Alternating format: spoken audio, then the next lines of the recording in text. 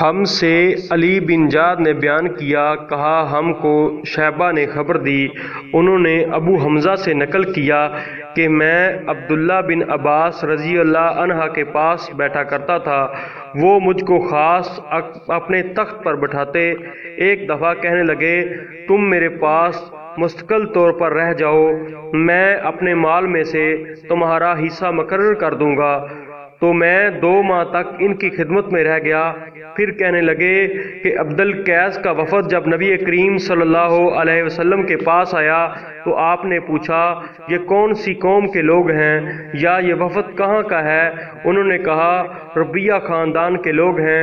آپ صلی اللہ علیہ وآلہ وسلم نے فرمایا، مرحبا اس قوم کو یا اس وفد کو، نہ ذلیل ہونے والے نہ شرمندہ ہونے والے، یعنی ان کا آنا بہت خوب ہے۔ وہ کہنے لگے، اے اللہ کے رسول، ہم آپ کی خدمت میں صرف ان حرمت والے مہینوں میں آ سکتے ہیں، کیونکہ ہمارے اور آپ کے درمیان مضر کے کافروں کا قبیلہ آباد ہے۔ بس آپ ہم کو ایک ایسی قطعی بات بتلا دیجئے جس کی خبر ہم اپنے پچھلے لوگوں کو بھی بتا دیں جو یہاں نہیں آئے، اور اس پر عمل درآمد کر کے ہم جنت میں داخل ہو جائیں۔ اور انہوں نے آپ سے اپنے برتنوں کے بارے میں بھی پوچھا۔ آپ صلی اللہ علیہ وسلم نے ان کو 4 باتوں کا حکم دیا اور 4 قسم کے برتنوں کو استعمال میں لانے سے منع فرمایا۔ ان کو حکم دیا، ایک اکیلے اللہ پر ایمان لاؤ۔ پھر آپ صلی اللہ علیہ وآلہ وسلم نے پوچھا کہ جانتے ہو ایک اکیلے اللہ پر ایمان لانے کا مطلب کیا ہے؟ انہوں نے کہا کہ اللہ اور اس کے رسول ہی کو معلوم ہے۔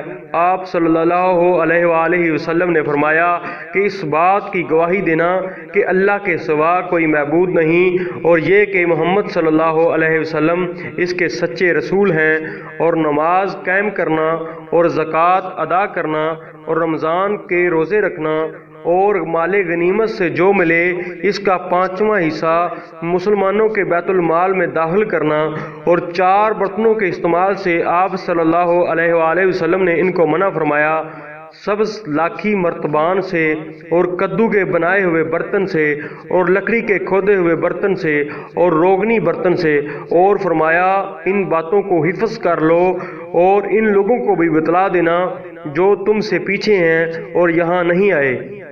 صحیح بخاری شریف۔